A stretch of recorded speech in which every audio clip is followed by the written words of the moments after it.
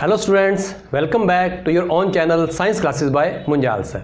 तो students, acid और bases के बारे में आपने बहुत कुछ पढ़ लिया है। अब हमने ये देखना है कि कोई एसिड या बेस कितना स्ट्रॉन्ग या वीक है। इसके लिए हमें पढ़ना पड़ेगा पीएच स्केल। तो जल्दी से देख लेते हैं क्या होता है पीएच स्केल। तो स्टूडेंट्स, पीएच स्केल जिस तरह से ये लिखा हुआ है पीएच स्केल, इसी तरह से लिखना है, यानी कि स्मॉल पी लिखना है और एच को कैपिटल लिखना है। Here P stands for potenz. Potenz is a German word which means power. अब पावर किसकी है? एच। यहां पे एच जो है it means H ions concentration, यानी कि जो पीएच स्केल है वो आपको एच आयन की कंसंट्रेशन के बारे में बताएगा। अब ये पावर कैसे बताता है? ये पावर नेगेटिव होती है, ये आपने याद रखना है। आगे मैं डिटेल में बताता हूं। अगर पीएच स्केल की डेफिनेशन पूछी जाए तो हम क्या बता सकते हैं? A scale for measuring H ions concentration in a solution is called pH scale. तो बेटा ये जो स्केल है it is a number scale. ये क्या है? नंबर स्केल है जो आपको नंबर बताएगा। It is a number scale which is given by scientist Sorensen in 1909। तो ये साइंटिस्ट सोरेनसन ने दिया था। उसके बाद it has values 0 to 14। इसकी वैल्यूज जो 0 से 14 क्या कुछ बताती है स्केल पे? चलिए देखते हैं। स्टूडेंट्स, यहां मैंने पीएच स्केल को उसकी वैल्यूज यानी 0 से 14 के साथ शो किया हुआ है। तो यहां पे समझते हैं इसकी नंबरिंग को। तो बेटा देखो, सबसे पहले हम सेंटर से स्टार्ट कर रहे हैं जहां पर नंबर 7 लिखा हुआ है। अब नंबर 7 के ऊपर जो है न्यूट्रल लिखा हुआ है, यानी कि नंबर 7 जहां पे किसी सॉल्यूशन की पीएच जो 7 है तो वो सॉल्यूशन जो है वो न्यूट्रल होगा, नाइदर एसिडिक नॉर बेसिक। ठीक है। अब देखो बेटा, जैसे ही ये पीएच 7 से कम होएगी, यानी कि 6543 की तरफ जब ये मूव करेगी तो वो सॉल्यूशन जो है वो एसिडिक होता जाएगा। अब 0 पे पहुंच के यहाँ पे जिसकी पीएच 0 होगी तो वो स्ट्रॉन्ग एसिड होगा, सबसे ज्यादा स्ट्रॉन्ग एसिड होगा। ठीक है। अब जैसे ही पीएच 7 से ज्यादा इंक्रीज होगी, यानी कि इधर 7, 8, 9, 10 की तरफ बढ़ती हुई 14 तक जाएगी, तो इसकी जो है बेसिक नेचर वो इंक्रीज होती जाएगी और 14 पे जाके ये स्ट्रॉन्ग बेस आपको मिल जाएगा। ठीक है स्टूडेंट्स। तो ये अब आपने याद रखना है कि 0 से लेकर 7 से पहले तक, यानी कि 7 पे वो न्यूट्रल है, 7 से नीचे 7 के पास तक ये जो आपको पीएच बताएगी 0 से 7 के बीच में, ये वाली एसिडिक पीएच होगी, एसिडिक नेचर बताएगी। और 7 से ज्यादा और 14 तक जो है ये उस सॉल्यूशन की बेसिक नेचर को बताएगी पीएच। ठीक है। सुनो, अब हम समझते हैं कि ये जो पीएच है यानी कि पावर ऑफ एच आयंस है, ये किस तरह से बताती है आपको। बेटा जो न्यूट्रल सॉल्यूशन है या प्योर वाटर है, उसके अंदर अगर हम बात करें तो उसके अंदर एच आयन कंसंट्रेशन और OH की कंसंट्रेशन जो है ये मोल्स पर लीटर जो है वो फिक्स होती है। कितनी होती है बेटा? एच आयन जो होते हैं 1 × 10⁻10 और OH भी कितने होते हैं? 1 × 10⁻⁻7। यानी कि यहाँ पे जो न्यूट्रल सॉल्यूशन है, आपको पता है कि जब एच आयन इंक्रीज हो जाएंगे तो उसके अंदर नेचर कैसी बन जाएगी? एसिडिक नेचर आ जाएगी। जब OH आयन इंक्रीज हो जाएंगे किसी सॉल्यूशन के अंदर तो उसकी नेचर जो है वो बेसिक हो जाएगी। लेकिन न्यूट्रल के अंदर एच आयन कंसंट्रेशन और आयन कंसंट्रेशन इनकी वैल्यू जो फिक्स रहती है, इक्वल रहती है, बराबर होती है। ठीक है। लेकिन इनका जो प्रोडक्ट होता है बेटा, इनका प्रोडक्ट फिक्स रहता है 10⁻⁻14। और ये वाला सभी सॉल्यूशंस के अंदर, यानी कि चाहे वो न्यूट्रल है, एसिडिक है, बेसिक है, जो मोल्स पर लीटर जो है इन H और OH आयंस का प्रोडक्ट है वो फिक्स माना गया 10⁻⁻14। यानी कि जब एसिडिक नेचर बनेगी, ये H आयंस बढ़ेंगे, उसके अकॉर्डिंग OH आयन जो है वो कम होते जाएंगे। अगर एसिडिक की बेसिक की तरफ जाएंगे, OH आयंस इंक्रीज होंगे तो H आयन जो है वो कम होते जाएंगे। लेकिन 10⁻⁻14 जो है ये मोल्स पर लीटर जो है ये फिक्स रहेंगे। स्टूडेंट्स, अब अगर हम न्यूट्रल से लेफ्ट साइड में मूव करते हैं 6 पॉइंट पे, तो यहां पे जो 10 की पावर है बेटा वो 10⁻⁻6 और यहां 8 पे जो है वो 10⁻⁻8। अब यहां पे आपने ध्यान देना कि मैंने बोला था कि ये जो पावर है वो नेगेटिव में है, तो उसके अकॉर्डिंग आपने सोचना है बेटा। देखो यहां से 7 से इधर गए लेफ्ट साइड में 6 की तरफ, तो देखो नंबर जो है पावर का वो कम हो गया, 7 से 6 हो गया। लेकिन आपने देखा ये माइनस के अंदर पावर है, माइनस के अंदर पावर है, तो इसका मतलब क्या हुआ? एच आयन की कंसंट्रेशन जो है वो इधर बढ़ रही है क्योंकि माइनस के अंदर पावर है। ठीक है ना। तो यहाँ पे बढ़ रही है, कम नहीं हो रही। और इधर देखेंगे आप बेटा, देखो 7 से 8 हो रही है पावर, लेकिन ये माइनस के अंदर है। इसका मतलब जो है 10 रेज़ टू पावर -7 से 10 रेज़ टू पावर -8 हो रही है, तो ये बढ़ नहीं रही, ये जो है H आयन की कंसंट्रेशन कम हो रही है। ये आप लोगों ने ध्यान रखना है, क्योंकि पावर जो है ये माइनस के अंदर है। 7 से लेफ्ट साइड में जाएंगे तो pH बेटा ये नंबर कम होते जा रहे हैं, लेकिन आपने ध्यान रखना है कि H आयन की कंसंट्रेशन जो है वो बढ़ती जा रही है। 7 से 14 की तरफ जा रहे हैं राइट साइड में, नंबर बढ़ रहे हैं pH के बेटा, लेकिन यहाँ पे H आयन की कंसंट्रेशन कम हो रही है। और जो हमारा pH स्केल है, it tells only concentration of H ions, OH की नहीं बताएगा बेटा, ये H आयन की कंसंट्रेशन को बताएगा। अब आपके MCQs के अंदर जो क्वेश्चन आ सकता है वो आपने बड़े ध्यान से देखना बेटा। उसमें क्या लिखा होगा बेटा, if a solution has high concentration of H ions, तो देखो बेटा हाई कंसंट्रेशन H आयंस की है, या वो बताएगा कि it a solution has low concentration of H ions.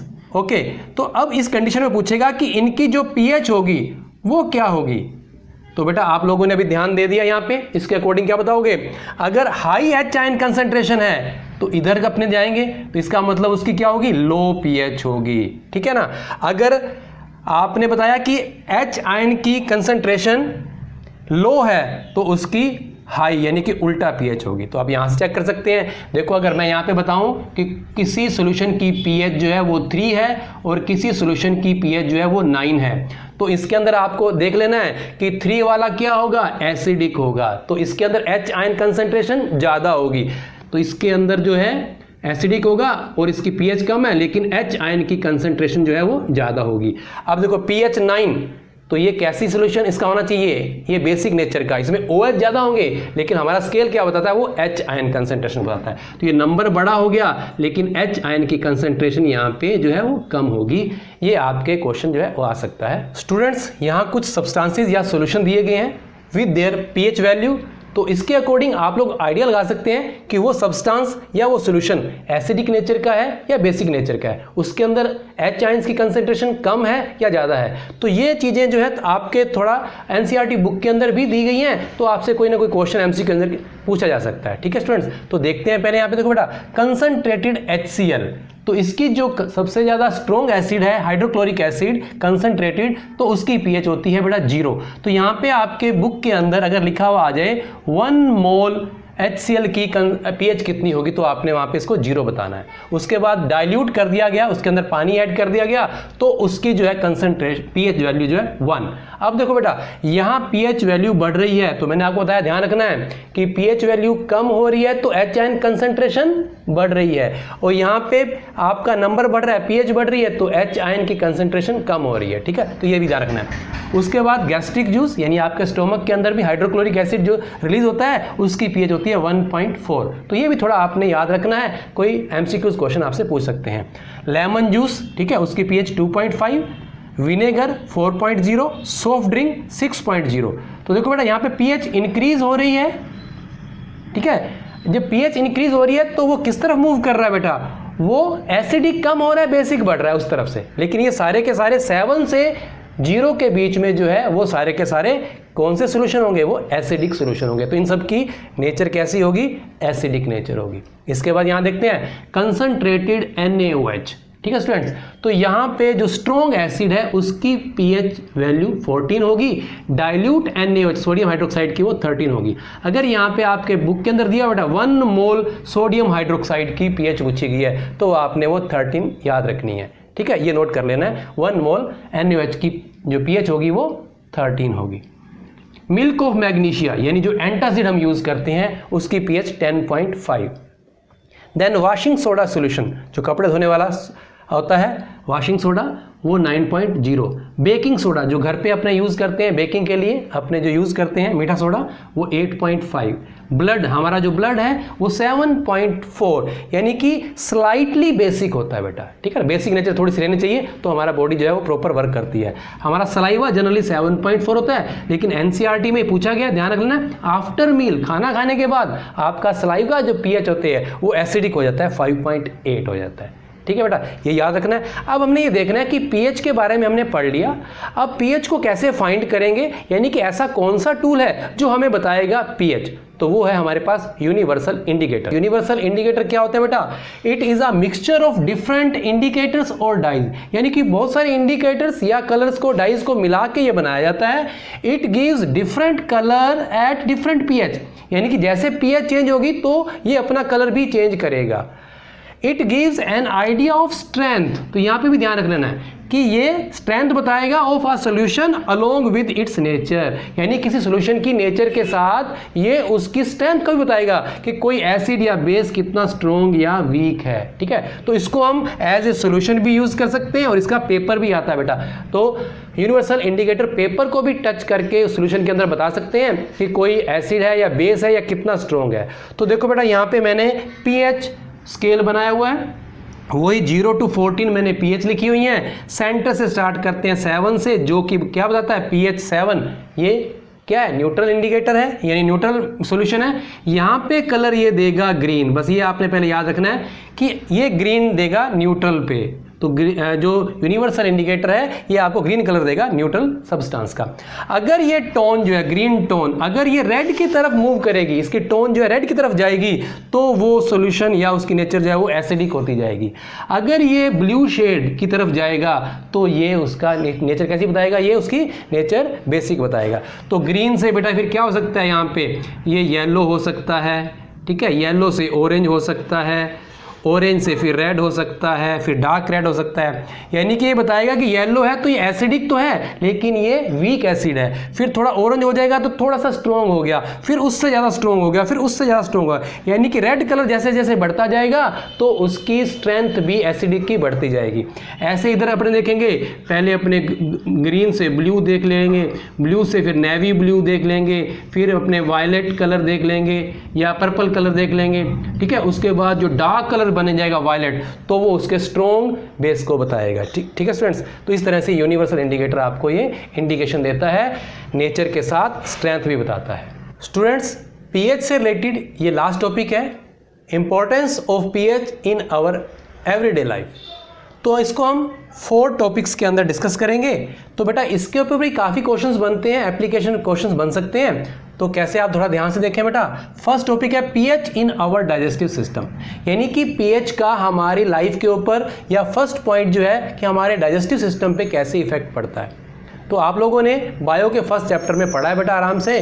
तो इसमें क्या था कि हमारे जो स्टोमक है उसके अंदर जो प्रोटीन्स का डाइजेशन होता है उसके लिए हमें कौन सा मीडियम चाहिए होता है? वो हमें एसिडिक मीडियम चाहिए होता है। तो कौन प्रोवाइड करवाता है बेटा? तो स्टोमक के अंदर हमें हाइड्रोक्लोरिक एसिड जो रिलीज होता है जिसकी pH 1.4 होती है, तो उसके अकॉर्डिंग, इस एसिडिक मीडियम के अकॉर्डिंग जो है हमारे डाइजेशन प्रॉपर चलता है स्टोमक के अंदर और प्रोटीन का डाइजेशन होता है। उसके बाद अगर हम स्मॉल इंटेस्टाइन की बात करते हैं तो वहाँ पे जो है बेसिक मीडियम चाहिए होता है। तो बाइल जूस वहाँ पे बेसिक मीडियम देता है और हमारे जो एंजाइम जितने भी हैं उनके प्रॉपर फंक्शनिंग के लिए ये पीएच वैल्यू जो है बहुत इंपॉर्टेंस रखती है वाली। ठीक है फ्रेंड, इस तरह से हम डिस्कस कर सकते हैं कि डाइजेस्टिव सिस्टम में पीएच कैसे काम करती है।